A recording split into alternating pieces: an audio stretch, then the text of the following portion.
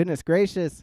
Welcome to another exciting episode of Goth Yearbook. It is your host, as always, Eric, aka the Eric Wynn. And with us, as always, is the hostess with the mostest, Caitlin, aka the Caitlin D. Caitlin, how's it reality TVing? Oh, man. I've been really healthy, really taking care of myself lately. But I've also been watching like 6 hours a day of Married at First Sight. Is this how you say it to your therapist about things in general? You're like, I've been doing so good. One so little there's thing. good news and bad news, Doctor. Dr. Meyer. No, it's good. Honestly, it feels really good to be invested in someone else's drama and comparing my life decisions to people that are in much more serious situations than I am.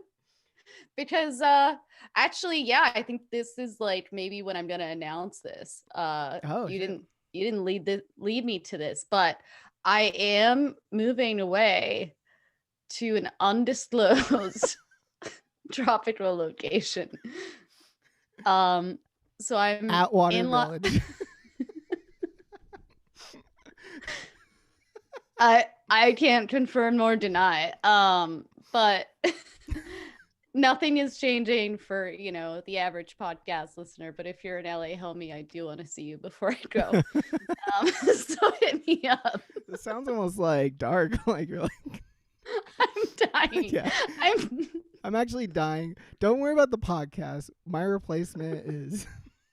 I'm going to a farm upstate. The role of Caitlin will be played by Will Damon. Yeah, I would love that. Honestly, I would tune into that from the remote location. But I'm still going to be doing the show. Nothing will change. Yeah. The Wi-Fi is probably just as good as it is at your place currently. I don't know. I hope so. We'll see. Yeah. We'll send you a certified Goth Yearbook router if need be. Right. But yeah, that's exciting. When's this happening? It's a combination of months and numbers that is redacted for my, just for my safety. Yeah, I get it. Well, you heard it here first, friends of Caitlin. You have exactly a certain enigmatic amount of time left to go say farewell. Or not, potentially. Just such a riddle. Yeah. Or maybe you saying hello. Like, return, welcome home. Oh, in a foreign language of some denomination. Oh boy. Well, I'm excited for this very mysterious. I don't even know anything about it. I just know that potentially the background of your Zoom might look different in an undisclosed amount of time and for a undisclosed amount of time. Well, it'll be a year. I can say that much. Oh no, I see them right now. The hackers are tracking immediately. They're looking on Travelocity. If anyone knows how geotags work, I would love that information. Is that a thing? You said that earlier, and I was like, "What's a geotag?" That was actually real when I was like, what? I think that's how, like, the assassins find people from Instagram photos. The assassins? Who? Like, killers. Oh, okay. Or stalkers, or, like, people. The way the assassins, I was like, snipers on the building going after, like, an IG model.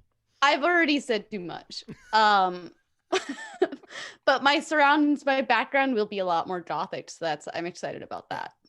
Well, Wisconsin is known for its gothic aesthetic. It might not even be tropical. What if I start dropping hints throughout like the next like couple months and just like New Jersey this time of year is really I'll reveal it. We can reveal it on the year anniversary of when I arrive because I'll be leaving and then I'll be like, who guessed it? Nice. I like it. We can call the whole thing just Who Cares About Me? Well, speaking of care, let me know. I do want to quickly shout out that season you're kind of did you watch no, you're not on the finale yet because they're all, I can tell if she's kidnapping the turtle, We're talking about season 10 of Married at First Sight. Yeah, okay. No context. No context. You just launched into Cal the Turtle. I am watching Married at First Sight. It's season 10. If you haven't watched any of the show, just go right to season 10 because it is like the biggest dumpster fire I've ever seen. And I hate to say that I love every minute of it because I just like it is a lot of watching people not have a good time. And a lot of it is really fucked up, you know? Oh, it's, without question, one of the most fucked up seasons of the show's history. Oh, but so good. But the turtle that Eric is referring... Oh, sorry. Were you going to...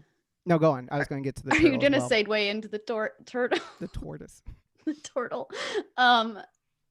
Well, you know, how do I explain this quickly? Katie, who's bonkers, and her husband Derek are in a golf cart and they're driving and she's like trying to be more connected to her inner child and she sees a turtle and she's like, stop, we have to save the turtle. And they proceed to abduct this turtle from her natural habitat. I don't know what kind of turtle it was, but it was obviously doing fine in like the countryside of Maryland, you know? Yeah. Or wherever they are. I don't know. We also don't have the disclosed locations of the Married at First Sight. None of our business, Eric. You left out a really important part. So Katie from this season is like one of the, I'll say it, like one of the villains, maybe a sympathetic character I find no sympathy for. But like an episode or two before this, what's the name of her husband that she's assigned with? Derek? Is that his name? Derek? I think so. Derek, we'll call him Derek. Who looks like just like a schlubby piece of shit, but I love him. He takes her to his hometown and takes her to his like house, his parents' house, and they're going through a bunch of his old stuff, like his high school stuff. And she freaks out because she sees pictures of him with like his high school girlfriend, and the nerve of him to have a high school girlfriend. You know, that I am not being facetious at all. She has a full on ugly meltdown. And she like sees like this like kind of like decorated ice cooler and she's like, what's this? Like so angry already. And he's like, oh, well, this is from like a date. And I don't even remember the context, but basically it was like a fun kind of adventurous date he went on when he was in high school, when he was like fucking 16.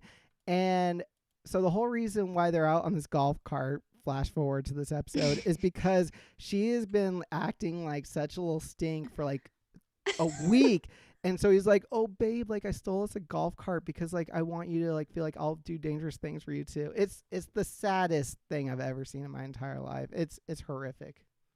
And then she abducts a turtle from its natural habitat. You have any? Sorry, go ahead. Did you finish the episode? You're all amped right now. I really dislike this girl. For America, I need you to let you know that they've only been together like a week.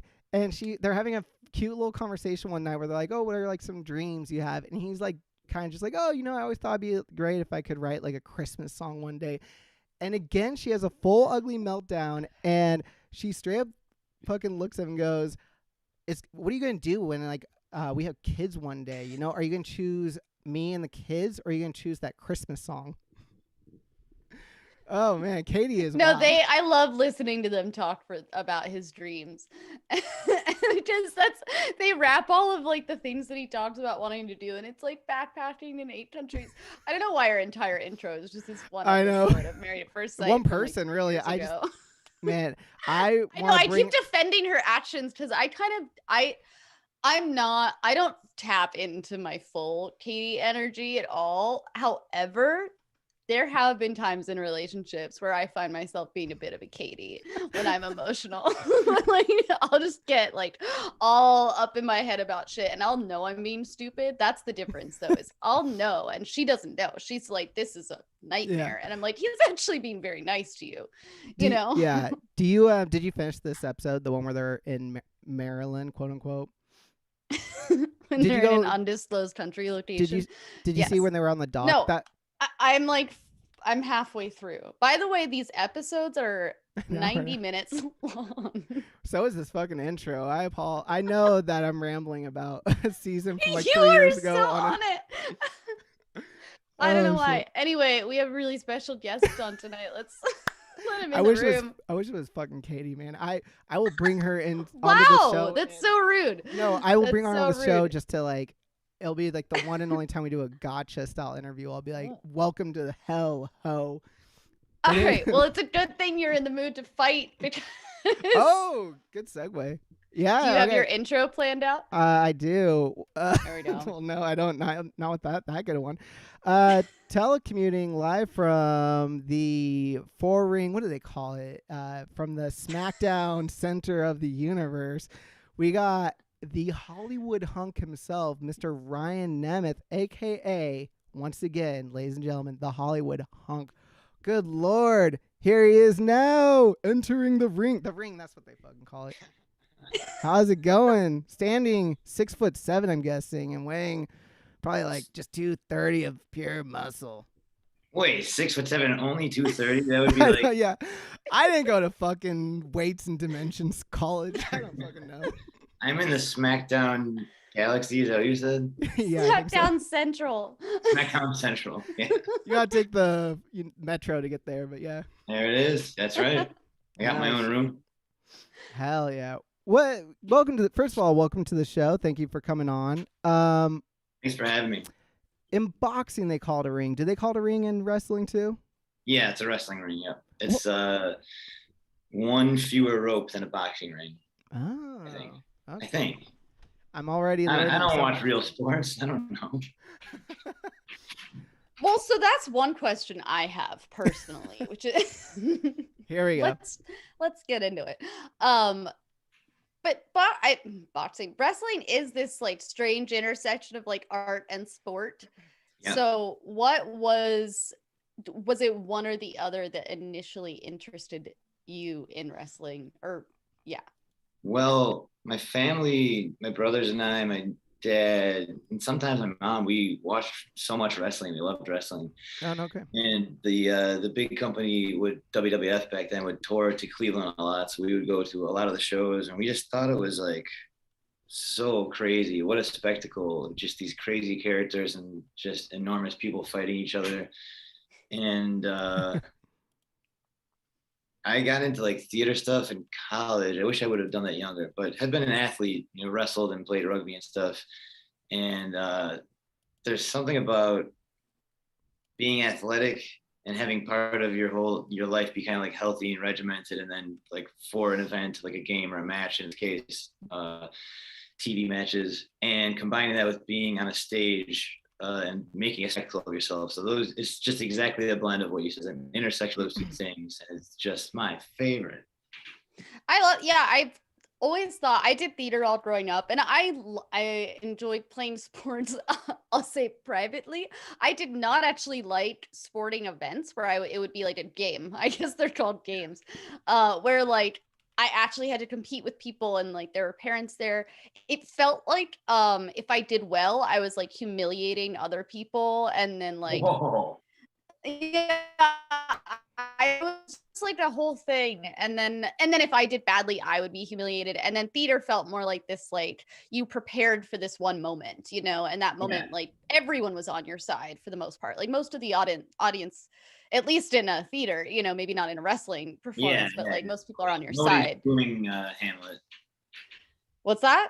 Nobody's booing Hamlet and throwing the cups at. Most of the time. I wish. Sorry. Yeah. Most of the time not, but I always thought it was cool that like when people who were really good at sports got into theater, so they just did like one semester for their college resume or like whatever, they were always so good at it. And I think it was like the ability to just like be in the moment and improvise and have that discipline, My second year of college I saw a flyer that said like sketch comedy and improv auditions, and I had never done any theater or anything like that before. But I was just kind of like lacking a creative outlet at all. And I thought, well, I don't know if I'll get in, but I'll at least audition. That's kind of fun and different. And it's college, and you're supposed to experiment in college. So I did. I went to a sketch comedy audition, and I was terrified. I did terribly and thought like, well, I really blew that one. And then they said, well, do you want to be in this troupe? And I was like, yeah, sweet.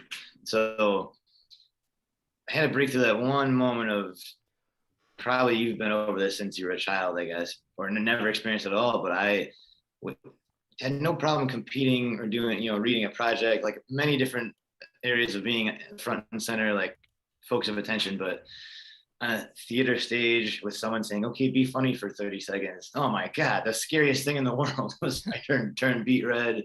And again, thought I blew it, but maybe they saw a little putty that they can mold or something.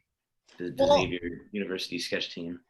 The way I always felt about it when I first got into like the way I could explain to myself, like, why do I like performing, but I don't like playing sports? Because it's just in front of people. But to me, it's like, so I get humiliated by the idea of like physically fucking up, you know, in front of people or being, you know, whatever. And to me, I was like, I think in athletics, it's like it's just you for the most part, which maybe not in wrestling so much, because that's like more of, it's such a combination of theater because it has the persona and everything. And in a lot of sports, like, yeah, there's persona behind it, but for the most part, like, it's so honed in on just this, can you play physically, you know? So you're really like showing yourself. And with theater, it's like there's a layer of like, you can pretend to be someone else, or you know, like for me playing the whole time, me playing music, I'm like, I never thought of like that part of myself was very compartmentalized from like the rest of myself, you know? And so I felt free to, and if I failed, but that wasn't my whole self that failed. That was like just this one aspect of me that I keep out. Just the rock and roll performer of me. The rest of me is fine right now. Yeah, she's an idiot, but I'm doing great. Yeah. So do you feel like in how did you develop like your character in wrestling, and how do you deal with like what's the character and what's my real life? Where does one end and where's one begin? I used to have a really hard time with that. When probably my first 3 years of wrestling, I would have like little panic attacks sometimes, because when you get into wrestling, if you get put into like a regular weekly role or something, you could, I mean, I'll tell you from firsthand experience, I started to like forget, like, oh yeah, am I this person? Because you have to like be that person. You're not going out and doing a scene. Like, you might be in any number of parts of the show and have fans interact with you, and you have to just be that person.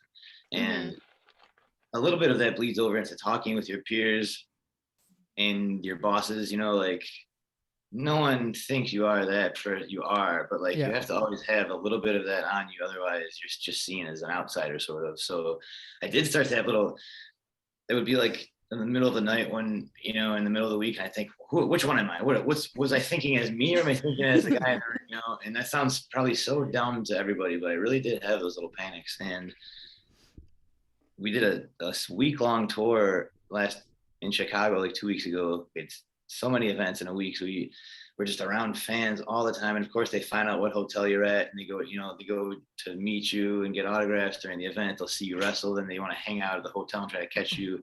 So you kind of like always got to be on, even if you're walking, you know, if you're hitting the elevator to go to the gym or go buy a drink at the hotel store, like, they're looking at you, and you just have to, you can't just be the normal person, because then their idea of, they don't want to buy the product anymore, you know? Right. Yeah.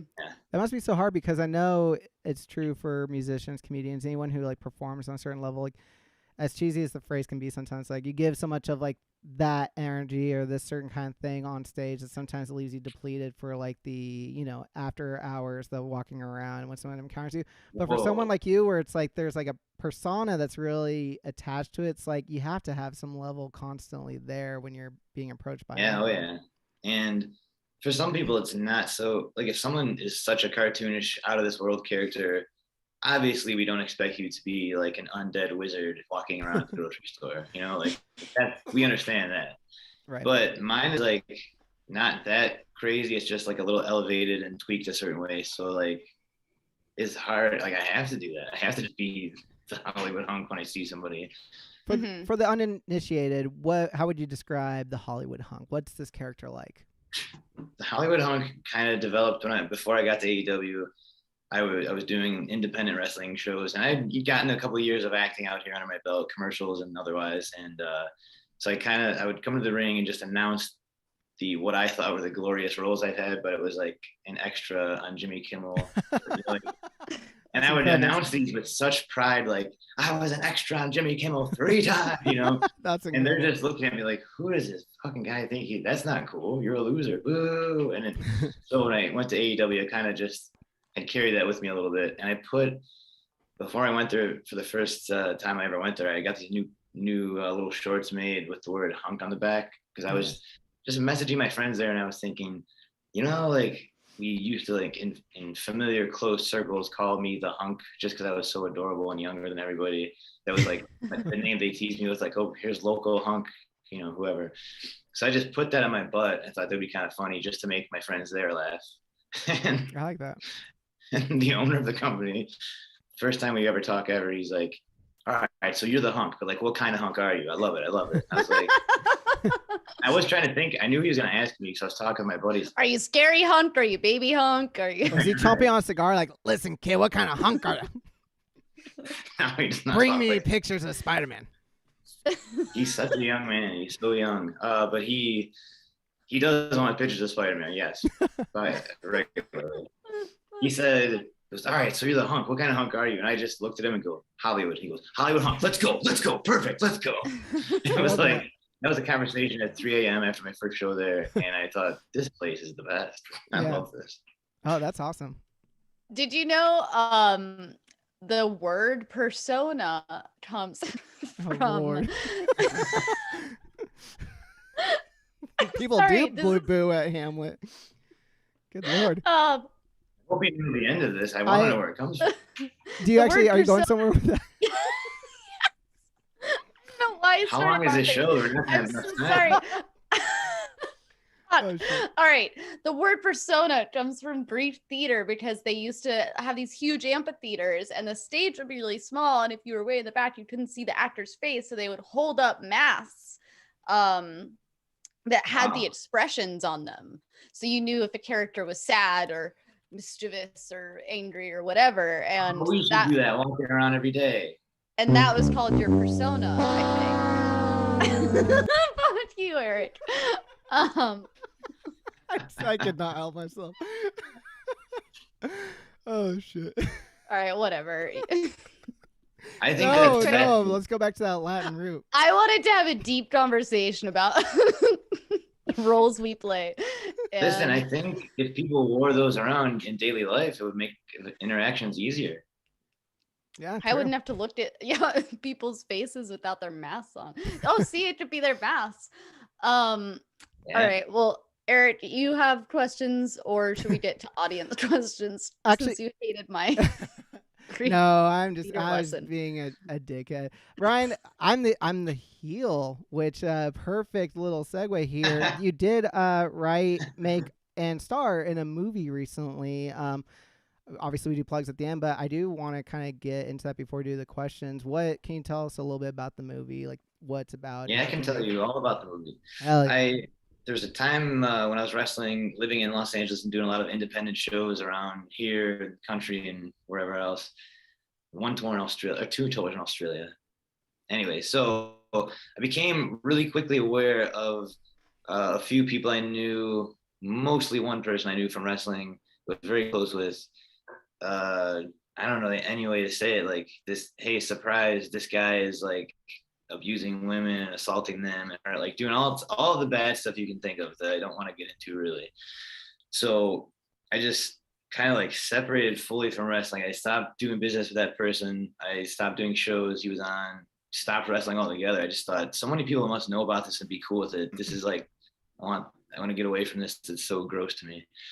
And it was kind of stymied of like, you can't just announce what women have told you or victims of whatever, you can't go seek physical revenge on someone. There's all the options that people want you to do. You can't really do those, and if you do, it causes all types of problems. Right. So I just thought, what is something I could do to maybe like spark a conversation or something, or get people to know about this without like putting people in legal jeopardy and otherwise. So I wrote this little script about it and showed it to my friend Maggie Levin, who's a director, and she said, hey, I'm about to start basically my feature filmmaking career, but I would want to do one more short. Would you be cool if I directed this short? And I said, fuck yes, dude.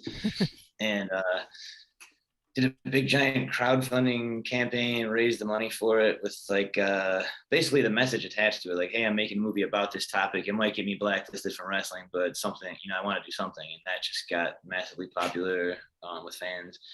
And so we shot this movie, and it's been hitting festivals this past year and winning awards here and there. and that's called Heel. And it's basically a wrestling drama about sexual assault and independent wrestling. Nice. And where can people? Is it streaming on? So it is still in festivals, so it's not like constantly available somewhere, but some festival online stuff. So on the 28th, the week of the 28th, end of this month, Holly Shorts Film Fest is doing a streaming component to their festival. So I think for about a week it's going to be up, able to be watched, and I will definitely post about that everywhere. Hell yeah. I'm excited to see it. Hell yeah. And then one last question actually I did have was, as we get pulling up the voicemails right now, what era of wrestling, like, did you, like you said, your family and you were going to wrestling, like, yeah, do you remember like what was happening at the time? Like, is this like NWO or is this like the crazy? Yeah, I was in junior high NWO and Degeneration X and Stone Cold Steve Austin. That was like the heyday of all that stuff. Oh, and that was such a good time to be alive. And I work with Billy Gunn, badass Billy Gunn, a lot in AEW. I've worked with him many times, and he's often my boss. And it just blows my mind every time I see him, because he was one of my favorite wrestlers when I was, 10 years old. Yeah. So just have him be like, it's cool. That's way cool, man. All right. Well, with all that being said, we do have a bunch of voicemails, so let's get right into them. Let me pull them up. Hi, this question's for Ryan, the Hollywood hunk. Describe the worst date you've ever been on. Wow, worst date. Okay. Let me think. I've had like many unpleasant interactions that would be considered dates. Well, I can tell you one. I don't know if it was a date. Okay, I'm gonna just tell you the story. Already, I like the start of that one. I got like ambushed by someone. I think it was at a park. It's like night was falling, but I was just like hanging out in the park, and it was a very crowded. Like people were doing it. It was a nice summer evening or whatever. And a girl came up to me and said, "Hey, can I borrow your phone? Mine's whatever. I don't know if it was stolen or lost or broken or whatever, because I need to log into my Instagram to message my sister, because oh boy, I need her to pick me up and go I'm like stranded at this park and my phone's gone. I need to get into Instagram." And I was like, and you didn't know if this was a date? I mean, it didn't start as a date. So I'm kind of like, what is happening? Like, I don't mind someone using my phone, but the prospect of someone logging into their Instagram on my phone was like, that's so specific. Or I think you're going to do something real fast and like lock me out of my phone and just, it's scary. And it ended up with, she couldn't get the password. It was like this giant long thing of like remembering her password, signing it to Instagram, like signing her out, contacting the system, getting a text to my phone, someone calling my phone and going, "Here, it's for you." It was like, and I wanted to be home, asleep or whatever, watching The Simpsons. And then it was like, I hate to ask this, but can you give me a ride to my house? And I'm like, oh man, I've already like, it was classic sales technique of like, buy this thing, then add this on. Yeah. And, like, I'm just already, I said, if I don't give you a ride. She's like, do you want to have a baby? I mean, how long till your boundary was set? And you're just like, well, the kindness of strangers. So I think I was like, how will you get home if I didn't give you a ride? And it's just this hopeless, I don't know. I'm like, okay, all right. I know it never became a date, but it was just hours of more of that happening. It just like never ended. So what part of it felt like a date? Well, the part that felt like a date was it was now like driving. I'm like, where do you live? And by this time I know my way around the city. I live in LA, and it was like, oh, instead of giving me streets, it was the technique of like, oh, just go up here. And I'm like, oh, that must mean it's close. Oh, all right, a little further. And it's just now I'm like miles somewhere I don't know where I'm at. Driving. Like, hey, can you just tell me where you live? We're on this adventure together now. And then I realized like, oh, this girl is trying to turn this into let's hang out in a car and go for a drive night, because I'm like way too nice. This is why I have to keep things private with like wrestling fans and stuff. Because I just this girl sounds like a mess. Yeah. But also I love that right now what we're getting is like the Hollywood hunk lifestyle is just girls like jumping out of the bushes. Yeah, your whole life is a wrestling match as they assault you from like the ghost of Miss Elizabeth coming out to get you. Oh, that's sad. It was like 2 hours of basically this and me trying to be like, and then it was like, oh, can you just stop this store real fast? I'm like, okay. And then that does sound like the little seltzers, those like, you just went, wait, we're not going drinking right now. Like, I felt bad. I have a job. I can't, this is not my thing. Oh my God. She's like trying to rack a White Claws. She's like, where are we going? And then finally I was like, you need to like tell me where you live because I'll take you to the house. I need to have I can't be out just driving with a complete stranger. Also, you might like stab me. I don't know. So then she had me drop her off not at a residence. None of my business, but so I left and just thought, man, that was just like the weirdest thing. Starting from, hey, do you mind if I borrow your phone to log into my Instagram to try to text my like, of course you're straight, like too nice. That's all. Yeah. So that was my worst. Yes. Yeah, that does sound like a nightmare. Eric, do you have a bad date experience? No, I mean, I've been on bad dates. None that were like none memorable like that. Certainly, just like ones where you realize like midway through that's just like things aren't clicking. There's no chemistry, and it just becomes awkward. But nothing. I don't think I've ever been on anything that was like extreme. What about yourself? I think I've told it on the podcast before, but I have like the perfect worst date ever Oh story. yeah, every single time you Yeah. say that, and immediately It was a all magician. comes to my head, and it's so funny. Magician. He was a magician, and I was a tequila bar waitress, and we it was never meant to be. Yeah, I was gonna break up with him, but I didn't know what ghosting was at that point. I was in my early 20s, and like it was so I was like, I'll go on this last date with him and it was a birthday party at the skating rink with his friends. I was like, we'll hang out, like it'll be like sort of neutralized because his friends will be around, and some of my friends might be there because we actually met through mutual friends, and then like I'll bounce. We show up, and then I'll like tell him I don't ever want to see him again, basically, in a romantic capacity. Easy peasy, right? And then we show up and he's like, oh, like I got us like in an hour earlier so that we could skate by ourselves before the party and like romantically. And I was like, oh no, okay. So he's like skating and trying to hold my hand. And I just keep like, I'm like, la-di-da, I'm like pretending I don't notice. And he reaches and just eats it on the ice. And he gets a concussion and he gets a head injury. And it's like his face is broken. His face is broken. His like cheekbone is fucked, and he hits his head too, like on this side. And so like the fucking medics come scrape this guy off the ice, and then like, oh man. And then his friends start showing up. Of course. None of my friends are there, and they're like, what happened? And I explain what happened, and then the guy, he keeps asking me, he's like, no, I probably already asked you this, but what happened? And I would have to re-explain that he was skating, skating, and hit his head. And then his friends are like, oh, you should probably take him to the emergency room. And I was like, great. You know, like, fuck. This guy, this is probably like this is like Seinfeld. Yeah, that's such a Seinfeld thing. He probably pulls this maneuver on everyone when he knows the date isn't going good. He's like, I'm going to pull the old concussion out of my head. Like, they keep having to take me on dates. The old Drew Barrymore. And I feel like what the Seinfeld episode would be about too would be like me sitting in the ER with him, like wondering if I could leave yet. Like, what is my responsibility here? Because I was there with him for hours, and I waited for the doctors to come see him. And the doctor was calling me his girlfriend, and he was looking at me like, oh, maybe. No. I don't remember nothing about the bad date, girlfriend. And he's like, I'm sorry, I've probably already asked you this, but what happened? Oh my god. Classic sleight of hand. All right, let's get into another one here.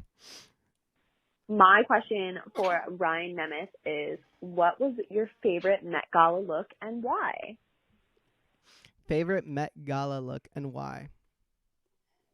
I like that AOC's dress is a meme now. Yeah. So probably that one, I guess, just because it's a blank canvas. All asses are kind of they can say hunk, they could say tax the rich. Yeah, it's like when Queen Elizabeth wears like a green screen suit and like she knows. Yeah. Oh man. Yeah, I'm not. That's my choice. All right. I like that one. I feel like it's a good thing, and I don't know. She didn't pay to be there, and Matt, that's all I really. I almost said former friend of the show, still current friend of the show, and former guest Matt Donovan. He was posting some like insightful shit about it because like a lot of people were hating. Yeah, it's easy to say like, she's rubbing like, okay, it says tax the rich, but you're also rubbing shoulders with like the straight up like oligarchs of the country. But on the other hand, like I did. It might have been him, but someone or another like posted like how on Google like the concept of taxing the rich like was like just spiking like at an all-time high. People Googling it and looking it up, and it's like, hey, whatever it takes to like get a conversation going, like more fucking power to it. I don't give a shit how that vessel is put out into the earth as long as it is. So shouts out to her. And the memes have been good too. Nothing highlights how much people on the internet love fighting quite like the Met Gala. Yeah, no fucking thing. Caitlin, what was your favorite? Because I think we probably share the same one. I love Rihanna's looks always. Yeah, she just kills it every time. Fucking knockout, man. It was so good, and not just because like it's Rihanna, but like it also is like legit, and like the beanie, the tip was perfect. Did you see the little video her and A$AP Rocky like made together like in the Met Gala? Like they apparently like went off and like made their own little like micro music video in a corner of the place and like filmed themselves looking extra adorable together and extra fucking glamorous, and it's awesome. Check out A$AP Rocky's Instagram. I think it's on there, Caitlin. You'll appreciate it. Friend of the show, A$AP Rocky and Rihanna. Future guests of the show, A$AP Rocky and Rihanna. Future guest and former friend. Yeah.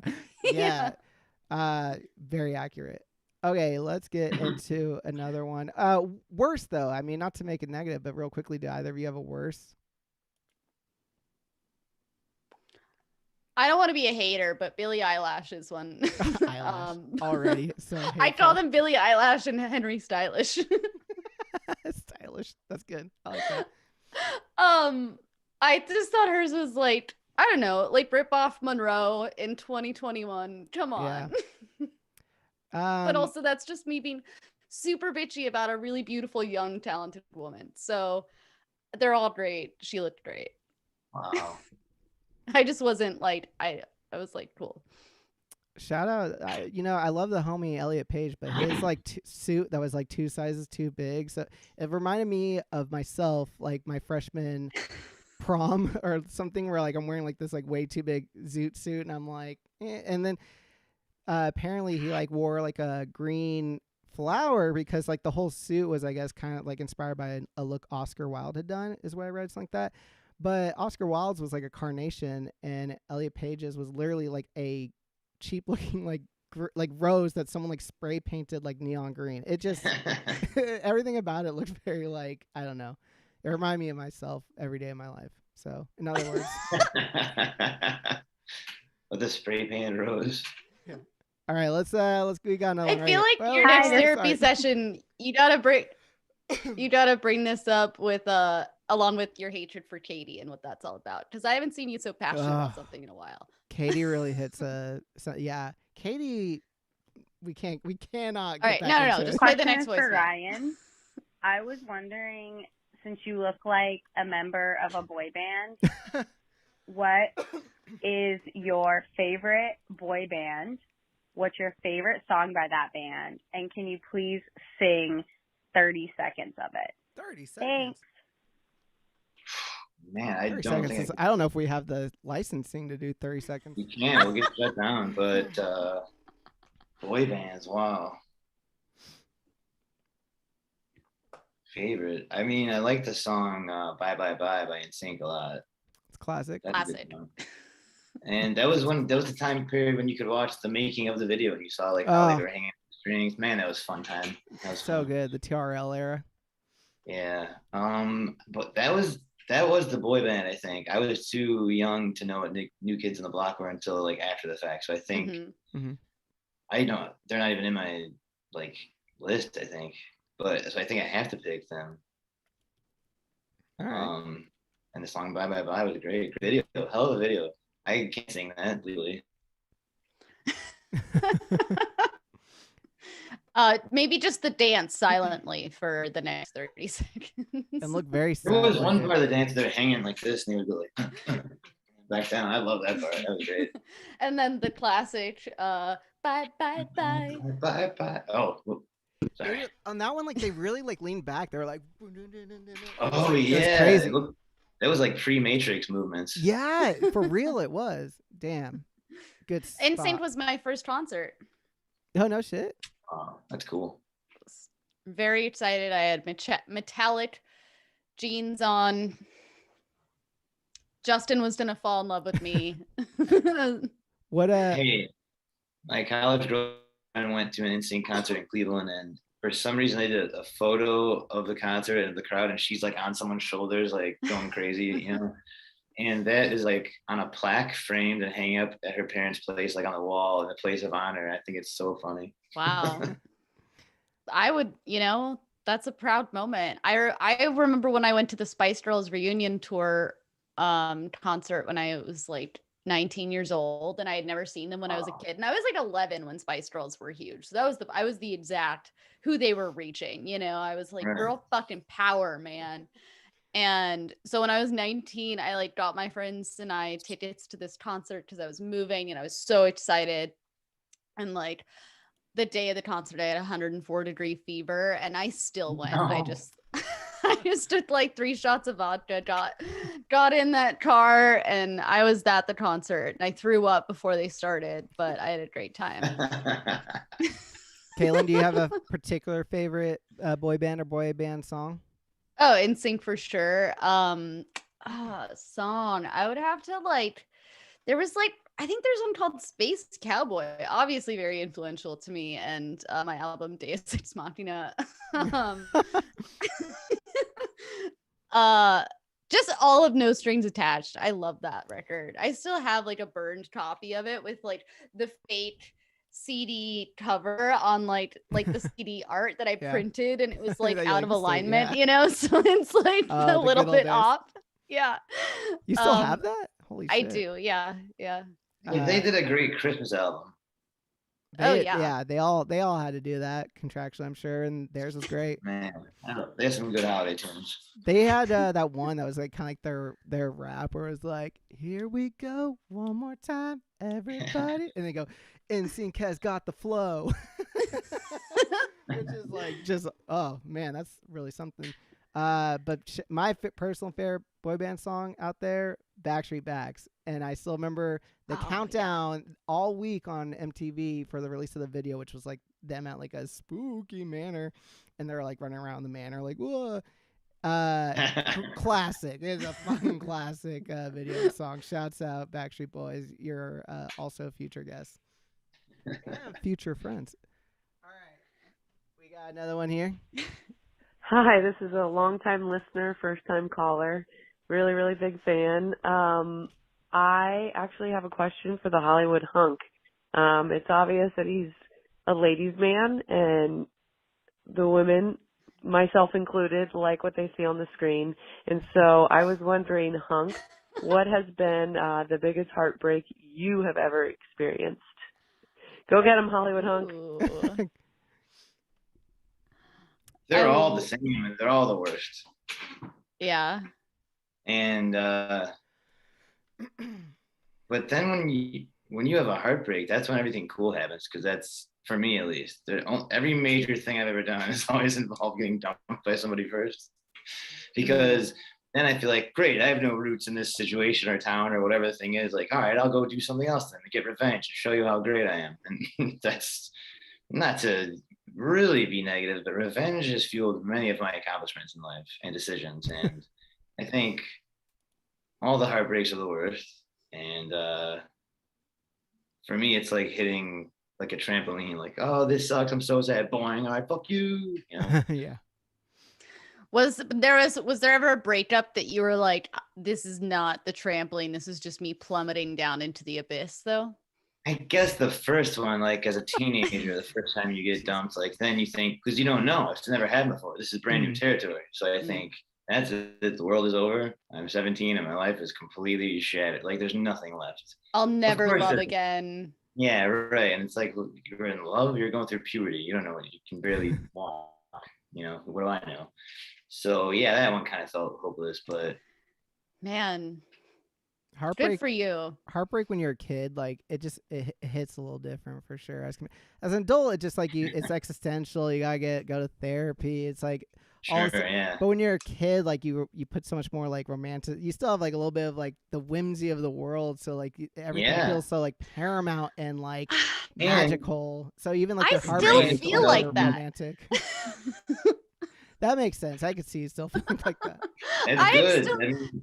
No, I am still like fucking devastated. Even though I know maybe on a rational level, I'm like, I'm going to be over this person in like 2 weeks if I just don't see them, you know, or like 2 months or however long we were dating. But like, I still go through that period of like, I'm falling and nothing will ever stop me.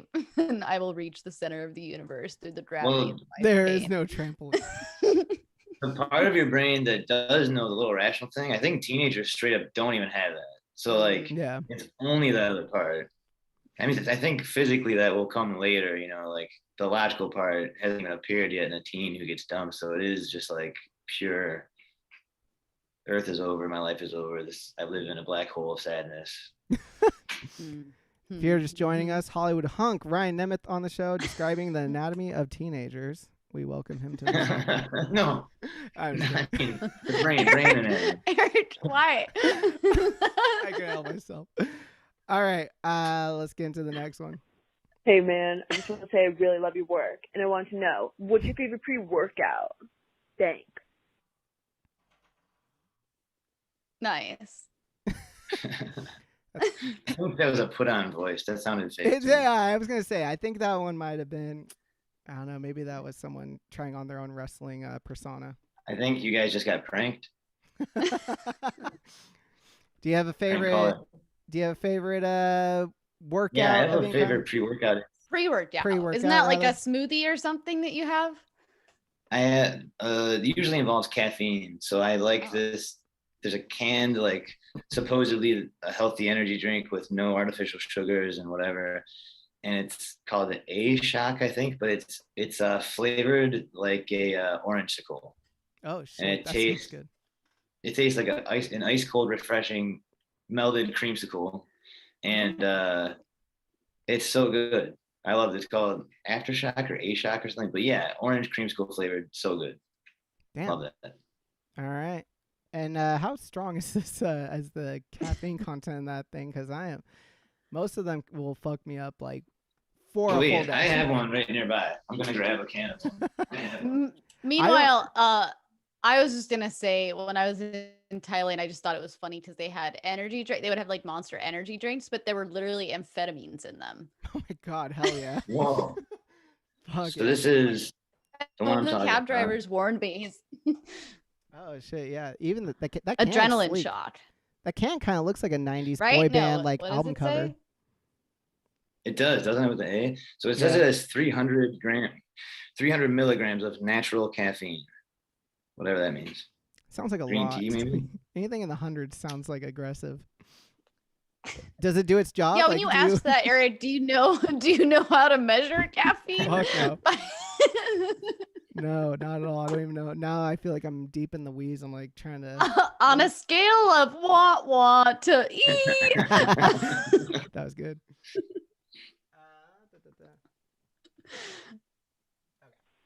Next caller. Yes, I'm leaving a message for the Hollywood hunk. It's like a 3-part question. Since I see him skateboarding all the time, 1, I want to know how many kickflips he can do in a row. Oh shit. 2, how high can he kickflip? And 3, what's his favorite skateboarder, or who is his favorite skateboarder? And it can't be Tony Hawk though. Okay, thanks. Well, that was a very cordial call. He said thanks. Yeah, I like that.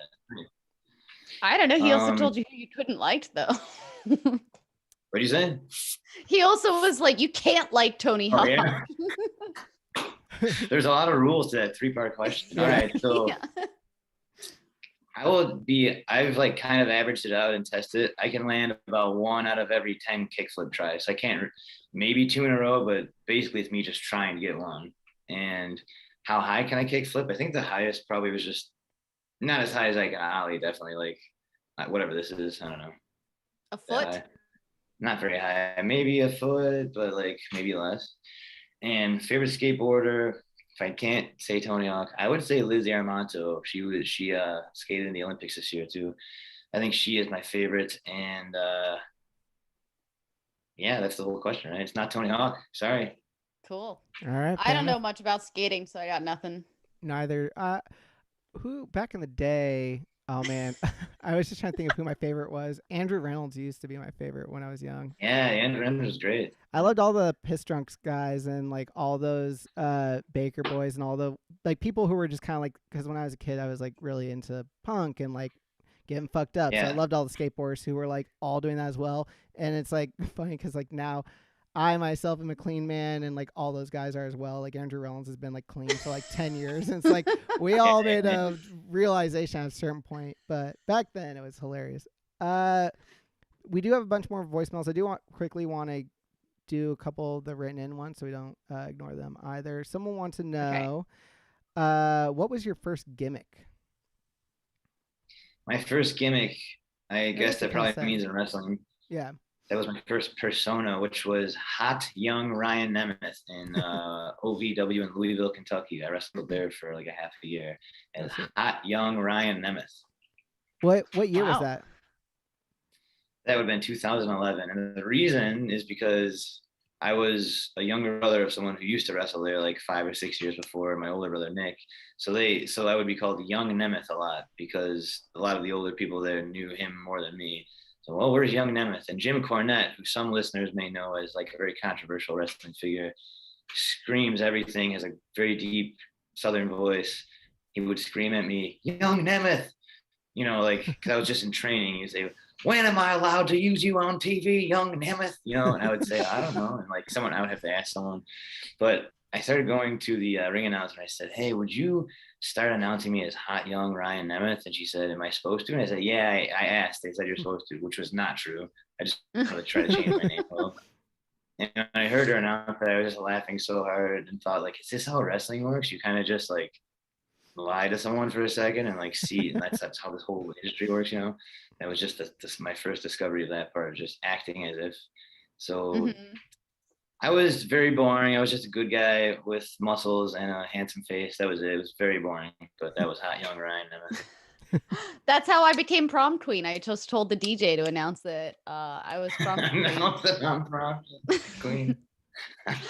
And then I took a photo with my hot physics teacher. Nice. Who did you say was the name of that guy, real quickly, out of curiosity? The controversial Southern man? Oh, Jim Cornette. That's so funny because one of the questions I got was someone said, what are your thoughts on Jim Cornette and his views on AEW? And then it's actually a friend of the show, Jules, and then she put in parentheses, Christian, her boyfriend, wants to know. Well, Jim Cornette was one of the first people who trained me in pro wrestling, and I saw him turn a territory around that had almost nobody coming to shows and very low viewership on TV. And within 3 or 4 months, our shows were packed every Wednesday and Saturday, and the show was doing great on TV. He also is controversial, and people say he's old school and closed-minded and whatever else, but I also saw him turn a heel, cross-dressing, you know, like gender-fluid character into the most beloved top babyface of the company within that same 3 months. And this was a very old-timey Kentucky crowd who would use very aggressive slurs about people that they didn't think were like them. And I was just remember looking out and thinking, this is like the 80s. These people are so hateful. This is insane to me. And I think this is all real also. And then to see them over a few months' time because of Jim Cornette's booking, kind of like, I know it's a show and it's phony, but in their brain, I like to think there's a little part of them going, maybe people who aren't just like me are also okay. You know, like this is my first experience of seeing cartoon wrestling maybe actually helping somebody's brain be more respectful and then open to other sexual orientations or colors of skin or whatever. Well, I thought about that kind of thing when I was last in Vegas and I was watching a performance, and it was like, I forget what the name of the show was. It was really cool. It was at the Cosmopolitan Hotel, but it was very like space agey futurist, but it had like you know, it's a Vegas show, so it has kind of carnal-esque like performers, you know, and one of the like stripper characters, I think, I forget who it was, but they were like trans characters. And part of me at first was like, this is interesting because I'm used to being in this audience in LA where like everyone at the show is queer and everyone's celebrating it and everyone's like embracing their identities and being very open about it and being very accepting of it. But these are people performing to a lot of people from out of town who God knows where they're from. They're from everywhere in the world, you know, and there's a lot of people that go to those shows that are it's like the tolerance for people as entertainers is different than the tolerance for people as whatever. But in this particular theater experience, and I imagine in wrestling as well in some contexts, it's like it makes these it gives people an opportunity to interact on a certain level with these other people and to sort of see them in this light. And it's like, yes, it's the performance, but it's also like, you know, a space for them to like have eye contact and have you know, like this interaction and be like, oh, these people like are not a threat to me, you know. And I think that can itself can be very controversial because then it's like, okay, well, where's the line between like performing this queerness or this, you know, as this race, you know, or whatever for like the white man, and where is it like a bridge for understanding and mutual respect and all that? Who knows? It's very complex, but there is something to that connection, and also just it's different than watching a TV screen or a movie, like you're saying, like being up close in person and seeing. Yeah, there is actual human sort of eye contact and being near someone. Yeah, man. There, as it turns out, the arts can make a difference in the world. Wow. Maybe. Like tax the rich dress. Tax the rich. All right, so his or views your favorite on AEW episode of Goth Yearbook. What? Oh, there's just so many. Just to end that question, Jim Cornette is old school views. The guy likes what he likes. Sometimes, you know, he's just loud. Give him a break. I don't know. Who cares what this guy thinks? The louder he is about hating something, the more eyes get on it anyway. So fair enough. Everybody has opinions. His are just really loud. Someone who would you rather fight? Jake the Snake, Roddy Piper, or Sergeant Slaughter? Roddy Piper. 100%, definitely. I will tell you, when I first interacted with Jake the Snake, he's at AEW also as a manager. They placed me in a group of in some group with the rest of the heels, and I said, oh, okay, yeah, so I'm officially accepted here as, you know, in that part of the roster. And Jake the Snake, he looked at me and said, nobody likes you. Look at your face. Something about it just makes everybody here want to punch it. Holy shit, that's incredible. And I said, I was just laughing. He said, I'm looking at you right now. I just want to slug you. Holy shit. Of course you're a heel. And I was like very excited to tell my family that story. They thought it was funny. That's incredible. Does Jake said he wants to punch me. Oh, that's nice. Does Scotty Too Hottie still wrestle? The guy who used to do the worm? Scotty Too Hottie is a trainer at WWE. So he trains the up and coming wrestlers of the WWE. That's fucking awesome. I don't know what made me think of it just now, but I like to know that he's still involved in some capacity. He's out there. He's crushing it, just in a different way. Hell yeah. Okay, let's get a couple of these. Let's crush a couple more of these voicemails. What's your favorite type of shark? Is this the same voice from the pre-workout? Is it just someone doing different voices? I do not know, to be honest. All right, favorite type of shark. That varies a lot with like what I like see last. It's kind of like when someone asks my favorite song, like whatever one I like that I just heard last is my favorite. But right now, overall, whale sharks are my favorite. The fuck is a whale shark? Is that a thing? You don't know what a whale is. The largest fish on Earth. It's they can be like 30 feet long. They're very peaceful, gentle creatures. They filter feed. Oh, that big mouth motherfucker. Okay. Yep, exactly. Yeah. So I've They're actually really gone cool. with. They're awesome. I've helped out in citizen science programs with the Vermilion Sea Institute in Baja, Mexico, hopping in there and measuring them and taking photos of them for this like database worldwide. So holy shit, I've been pretty close to whale sharks. God damn. All right. Did you measure it yourself with like a with tape a measure? tape measure? It's so hard to measure them. You have to do it in a pair. So one guy or girl has to swim ahead with the rope. You have to tail behind, kind of loosely holding the rope, and when they get to the snout, they give like a signal, and then that's how you know to take the measurement of like whatever you're measuring. So it's very tricky. You're underwater, you can't talk, and the shark is moving, so you're kind of like chasing after it, and so it's crazy. I did this. What if the shark's like self-conscious too about like their size? They're just so oblivious to people around them. They do not care. Like their mouth will just be going, and like my foot almost went right in it. They don't mind. They'll probably cough you out. They just do not care about people. They're like, I was here before you were born, and I'll be here when you die. Yeah. Man. Yeah, whale sharks. We got another one here for you, Ryan. Hey, Ryan Nemeth, big fan here. Love your work with All Elite Wrestling. Just wanted to know what your go-to burger was. Nice. I hear like a child screaming in the background. It's like, hold on, I'm leaving a voicemail for my favorite wrestler. The kid's like starving. Did they say go-to burger? Yeah, your go-to burger. Yeah. I guess, I don't know what that means. Like maybe fast food? Like the burger that you want when you want a burger that you go to. My favorite burger is from a restaurant called Grill 'Em All in Alhambra. And it's the Immortal Burger. I think they make an amazing burger. If you live anywhere in Pasadena or Alhambra, go to Grill 'Em All. It's like a heavy metal pro wrestling themed. Hell yeah. Yeah, it's awesome. What is it? Yeah, Grill 'Em All, kind of like Metallica, Kill 'Em All. Oh, yeah. Grill 'Em All. Yeah. Grill 'Em All, yeah. They're awesome. I thought it was Grill Mall, like Grill Mall. Some people probably pronounce it that way. I mean, I just was kind of mumbling, yeah. The Grill Mall. Grill 'Em All. And what's your... All right. Oh, Lord.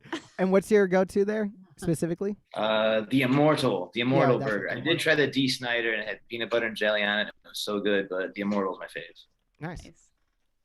Kaylin, what about you? Do you got a go-to burger? Like you're doing that like I said no, like, wow, I only bring it up every day. No, I love how you 5 seconds ago were like, what's a go-to burger? I don't even know what a whale shark is. I don't know. I don't go to fucking school for these things. You're like a 13-year-old girl right now. You're like, ew, what even is that? No, I like In-N-Out. It's a classic, but also I really want them to roll out the Impossible Burger because I really don't eat as much meat anymore. There's like, I don't know. I guess I'll just say In-N-Out, I guess. What about you? Fair enough. There's a place called Bass Lake, which is like just like a few hop skipping away from Yosemite, and they have like this fucking diner there, and I will praise it to the end of time. It's called Forks Burger because it's like called Forks Resort on the lake. That can't be your go-to burger. Well, okay, you're right. You don't know. I don't have a go-to burger. You're like, there's this lake. You have to go up a mountain to find this. It's the beginning of like a brilliant like Prince song. There's a lake. No, where do you go when you want a burger? In your town. I'm fucking He goes on a quest. I guess around here in Santa Rosa, there's these places called Super Burger, and that's like the go-to one. That's like better than just going to like fast food. It's like the kind of like better than taking a lake trip. You know. It takes a fortnight to get that burger. Oh man! All right, we got another one. Hi, Goth Yearbook. My name is Clarence Pryor from YouTube's Clarence in His House. My question is to the Hollywood hunk himself that I love, Ryan Nemeth. Hey, Ryan Nemeth, a.k.a. Hollywood hunk. By next summer, would you consider be ready for Speedo season like I am? Because I think you should be an ambassador for Speedo USA themselves. What do you think? Shit. An ambassador. Yes. An ambassador for Speedo USA? Does he have that authority? Does Clarence have the power? Yeah, can he bestow that upon me? Clarence, do you have the power? So what is the question? If I will be officially aligned with the Speedo company? Yeah, I think if you're willing to do Speedo season, I think this is leading. This is like that girl in the park where it's like you say yes, and all of a sudden he's DMing you and like, why don't you come over to my house and I'll take some pictures. I can help you become the ambassador. Oh man. The little shorts I wear for wrestling is this not enough? My bedazzled. They're too much. They're too big. Yeah, they're covering too much skin. There's just 1 extra inch on my upper thigh that needs to show. Yeah. Yep. I'll consider trimming down the hunk shorts maybe. I don't know about a full affiliation with the Speedo company. I don't know enough about the company. I need to meet these people. All right, fair enough. Fair enough. Clarence, it sounds like TBD on the Speedo USA. TBD. TBD, to be discussed. We need more facts. He'll be in touch. Yeah. All right, I need more facts. I need to know what the Speedo USA company is all about. See if their values align with my own. Hi, Ryan. So I know that you are a big filmmaker now and that you're working on making movies. And so my question for you is, if you could make any project or any movie, what is your dream project and who is like your dream cast that you would love to work with? Okay. Thanks. No, thank you. Thanks. That's very polite too. Wow, a dream. I'd like to make Heel do a feature film. That's like a dream of mine. But I would love to be in something with Nicolas Cage, even if he was there for like 1 day. You know what? He doesn't have to be in it. I just want to meet him. I want him to just walk past me 1 day and then just like kind of talk Executive to him for a minute. Producer. Sure, yeah. I just meant like literally walking past. But yeah, that'd be great. Nicolas Cage. Who else do I like? I was briefly in a commercial with Amy Poehler, but she's just one of my comedy heroes, and I would love to do something more than I was basically the hunky lifeguard standing near her while she delivered funny lines, Nice. So we didn't have I would like to work with her, like in a more real sense, I guess. Mm-hmm. I don't know what the project would be, but those are 2 of my faves. All right, I like that. Caitlin, thoughts, prayers? If I could make a movie? Yeah. Oh boy, what a big question. I haven't thought about this kind of dream for a while, but Dream is back, baby. The dream is alive.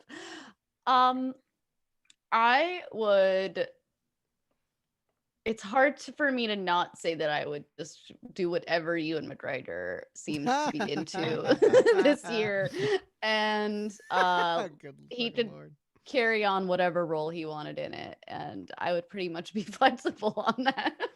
You just keep going, cut, do it again. He's like, I don't even have any lines. It's like how they say David Fincher like makes them do like 100 takes. It's like Caitlin just has like 24-hour long things. It's like, remove this shirt again. Just over and over.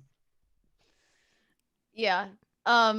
I don't know. It's hard. That's a tough question. Eric, what about you? What's your dream movie? It's too tough a question. Let's get on to this next voicemail.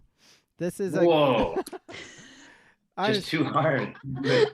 I don't know. I don't think about those things. I'm just such a I'm such a nerd because I'm just always my whole dream was always just like write for things. Like my first dream ever was like write for The Simpsons, things like that. So I never really thought about like directing or necessarily being on camera or anything like that. Wow. One day, maybe tomorrow. This one, because we are kind of coming up close to the end and we do want to play a game. So this is kind of a good one because this caller, like, it's one of those, there's a lot of questions for one voicemail. So we'll try to do our best to get them all. I have a couple questions for Ryan. I want to know what his favorite video game is. I want to know what his favorite food is. I want to know what his favorite color piss is. I know that guy loves to drink piss, and he's got like different colors associated with different flavors, and I want to know which one is his favorite. Also, who's his favorite classic wrestler? What's his favorite body part? And what's his favorite memory from childhood? Thank you. So the first question is a favorite video game. We'll do these like Favorite video game.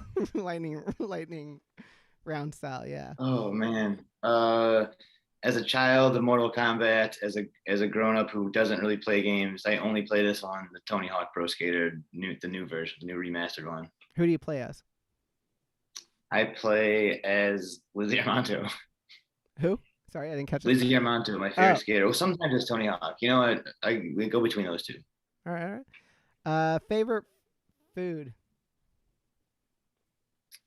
I like raspberries a lot. I like the Italian dessert, the cannoli. All right. And cannoli, nice. I really like whipped cream too. Holy shit, that was just there. This is the sugar-free kind I found. You're like, oh my gosh, I thought it was gonna freeze right there for a split second. It was like the perfect shot.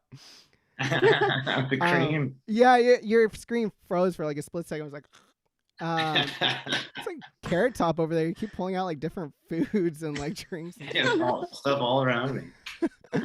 Okay, so they want to know, what is your favorite color of piss? Because apparently you drink different things and you associate different colors with the different things you drink. My favorite color of myself to piss out is like the clearest it could be, because it means I'm the most hydrated.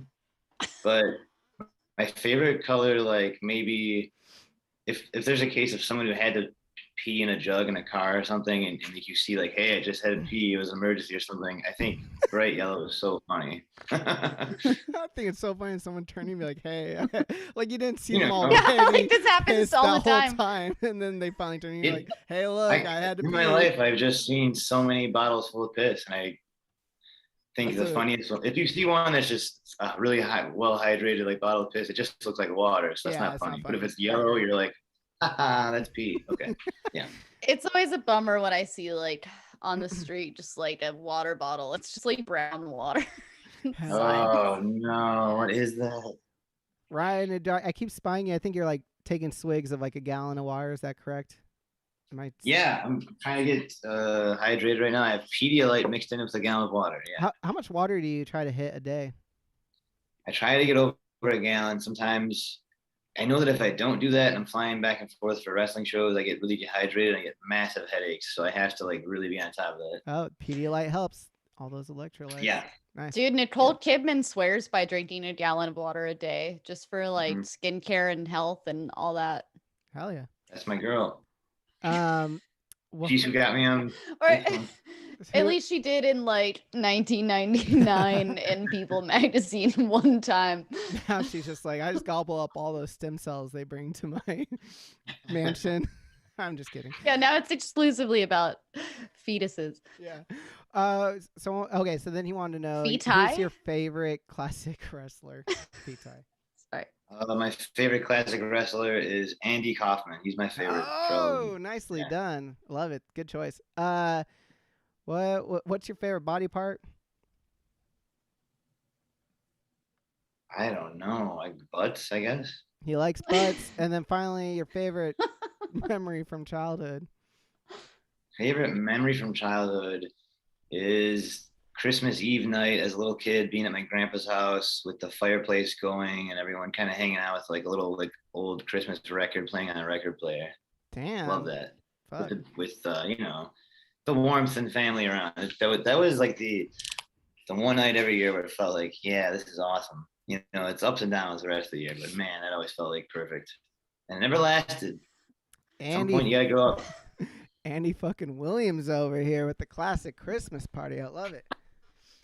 All right. Well, we got to jump into this next part of our show, but thank you to everyone that submitted questions. Thank you all the voicemail people. Ryan, we love, especially for our first-time guests, to give them, we like to scour the depths of the internet to find a personality quiz, and we like to find the best of the best, and this one is no different for you, sir. This was created in 2003, so a much older one. Developed by Joy, Joy. Thank you, Joy. 3 out of 5 stars. Who is your Simpsons soulmate?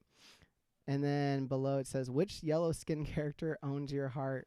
So we're going to ask you 10 questions, sir, and we're going to find out once and for all who is your Simpsons soulmate. Are you ready? Oh my gosh, this face says yes. This is incredible. I was watching The Simpsons before we hopped on here. This is perfect. Which episode?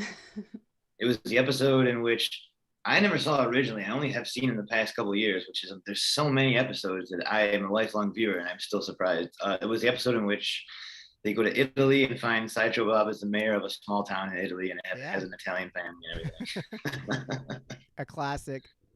One of the, not later, because God, at that point, the show's been on so much longer. That might have been like season 10 or 11. It's crazy that still would be considered early, but to me, that's like a later one. Yeah. But it's good. Yeah, of course. Yeah. Oh, yeah. All right, sir, let's jump right into this. Question 1. That's crazy. I thought someone was like running up on me. What is your favorite thing? What is your favorite thing that I always have to kind of like change it gender-wise, that your love does, like that your soulmate would potentially do? What is your favorite thing that your soulmate would do? Do you like it when they take off their shirt? Do you like it when they talk about slope? Do you like it when they say things like, my cat's breath smells like cat food? Or do you like it when they read the Bible to you? Did you say talk about slope as a mathematical calculus term? Yeah. Man, I guess it's between A and B probably. Math or titties? Classic question. Well, you know what? A shirt can always come off, but not everyone knows about the wonders of mathematics. Let's say B. All right, slope. What is your soulmate's hobby? Doing their homework. God, it's so funny now, like when it's like so pointed. Doing their homework, singing gospel songs, picking their nose, or beating up other people. Give me those one more time. Doing their homework, singing gospel songs, picking their nose, or beating up other people. What would be like your soulmate's hobby? Oh man, let's say beating up other people. That leaves it open to wrestling, you know. Yeah, you could be like one of those like couple duos eventually that like, what social status do you like your soulmate to have? Would you like them to have? Would you like them to be a dumb geek, a smart geek, a bully, or a goody goody? Oh man. I feel like every one of these answers will determine the rest of my life. Like the stakes are so high. The stakes have never been higher. Let's say bully. Bully. What does your soulmate? I got woolly bully stuck in my head. What does your soulmate do during the week? Do they beat up other kids? Hell yeah. Do they go to church? Do they solve math questions? Or do they pick their nose? Wow, this person's Joy was really drawing from the same well. Really trying to get to the nose, yeah. What was the solving one? Solving math problems? Yeah, solving for slope. Let's do that. Let's do the math slope one. All right. What do you find when you look in your soulmate's backpack? Do you find stolen stuff, a math book, a Bible, or mittens? Mittens. Rhymes with kids. Well, now I'm intrigued upon the stolen stuff. I don't want to be like trapped in a box with these math ones, you know. So I'm trying to open it up a little. So stolen stuff, good. That's like Ali Sheedy's character from The Breakfast Club. You know, she had like that purse full of all that like stolen stuff. It's kind of exciting. Dumped it all out. Yeah, and she ended up with like the hunk. You know, she ended up with Emilio Estevez, who was like the Hollywood hunk of that movie. This is a good sign. Yeah, you want to go with stolen stuff? Yeah. All right. Yes. Final answer. Other people would describe your soulmate as mean, a genius, a weirdo, or a Christian. Weirdo. Hell yeah. How far? If someone is described as a Christian, I don't want that. Like, they could be Christian, but if the first thing they say is, "Oh, this is Bobby, he's a Christian," that's insane. Yeah. It's important to some people. I guess it's important to Christian Slater. That was terrible. Neither of you should laugh at that. How far will your soulmate go? He'll ask, oh, goodness. How far will your soulmate go? They'll ask you your name repeatedly. They're not a prude. They'll go all the way. They'll hold your hand, and then in parentheses it says, once you have cured cancer. Or they'll sit across the room for you. So one will ask for your name repeatedly. One is not a prude rather. They'll go all the way. One will hold your hand once you've cured cancer, and one will sit across the room from you. I want to go all the way. I'm not afraid to say it. Let's go all the way.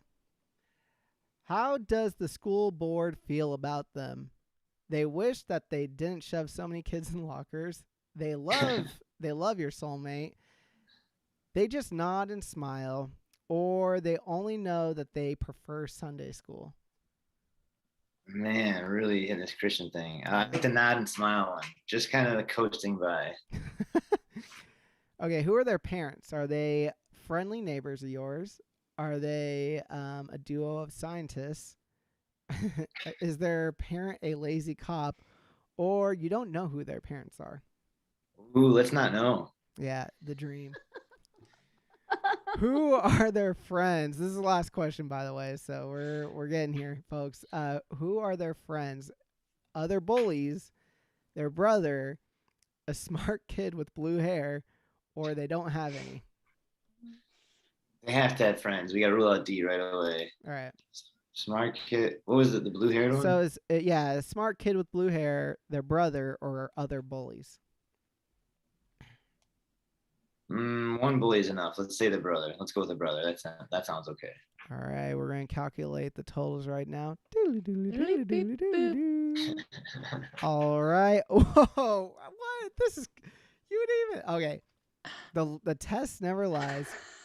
You, sir, got Rod Flanders. Oh, come on, man. You like it when your guy likes God even more than you. You know what? How did this happen? Joy. I didn't choose any of these Christian answers. How do I get this twerp? You chose like one goody one at the very beginning, and Joy like doesn't know how to fill out the test, just like I didn't. And like they put all the weight in there. But you know what, Ryan? We have found that when people take this, surprisingly, it ends up being very accurate. So we will check in with you when you're 65, and for all we know, you might end up with like a very religious woman. Does it have a description? Maybe Nothing. we can glean some insight. It says Rod Flanders, you like it when your guy likes God even more than you. Man, the Flanders kids are such dweebs. They are not cool. Ron Todd. Ugh.